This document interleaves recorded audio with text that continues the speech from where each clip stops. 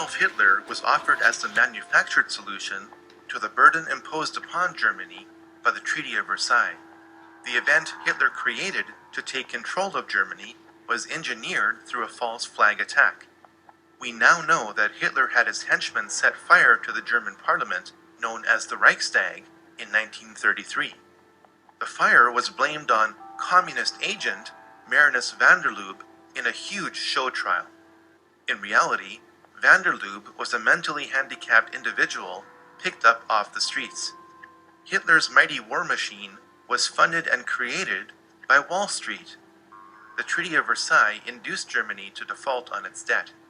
The Dawes Plan replaced the treaty after 5 years and allowed links to be made between American and German industry and finance.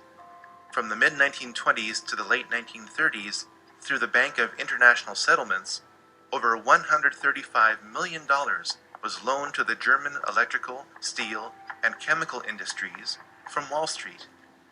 The profits on these loans were considerable.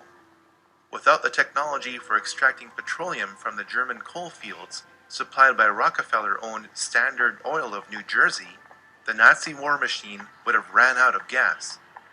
One of the funders of the Nazi war machine was Prescott Bush, father and grandfather of 2 U.S. presidents. According to files from the U.S. National Archives, Prescott Bush was a partner in Brown Brothers Harriman. This was one of the corporations used by industrialist Fritz Thyssen to move assets between America and Germany. Prescott Bush's assets in Union Banking Corporation were seized under the Trading with the Enemy Act in 1942, after America entered the war. The Bush family fortune was built in part from funding the very enemy that would kill over 400,000 American troops. May I introduce our co-editors for this edition of the Longines Chronoscope. Our distinguished guest for this evening is the Honorable Prescott Bush, United States Senator from Connecticut.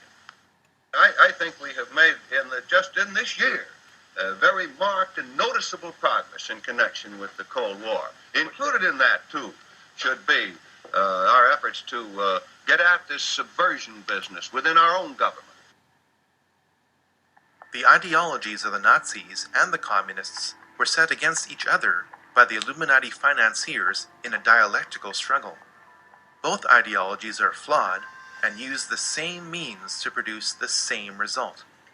The Illuminati financiers chose to eliminate the Nazi movement and preserve communism for one very important reason. Hitler started to print money just like the Federal Reserve. At this point, all of Europe was tied up in war with itself. The problem and reaction stages of World War II would only be solved through America. America entered World War II based on the Pearl Harbor attack that was allowed to happen and deliberately made worse. The Japanese signals indicating the time, place, and resources to be used in the attack were remotely intercepted and sent to President Roosevelt. President Roosevelt chose not to relay the information to Pearl Harbor. America now had the excuse to attack Germany, even though Germany never attacked America.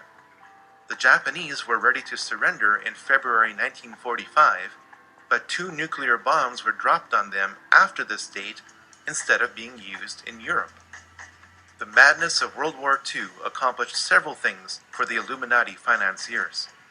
Profits could be generated by rebuilding Japan and using it to provide cheap labor to flood America with inexpensive goods.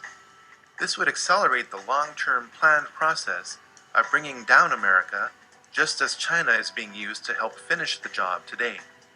Communism was allowed to consume half of Europe in order to lock America and the Soviet Union in a new dialectical struggle and a new opportunity for profit. Most importantly, World War II paved the way to create the United Nations and the Nation of Israel. It must be noted that the top 4 players of World War II had ties to the occult. Hitler was deeply involved in the black arts. He joined a group focused on esoteric teachings called the Thule Society. This is where the logo for the Nazi Party came from. The occult foundation of Nazi philosophy was laid by Dietrich Eckart, not by Adolf Hitler. Joseph Stalin was involved in Freemasonry. Here we see him giving the same sign of the hidden hand, the same hand sign of Freemasons Napoleon and Solomon Rothschild. Franklin Roosevelt was a 32nd degree Mason. Winston Churchill was a member of 2 Masonic lodges, including a Druidic lodge. When you look at a photograph of the 3 main characters involved at the Yalta Conference in February 1945, keep in mind that all 3 were Freemasons.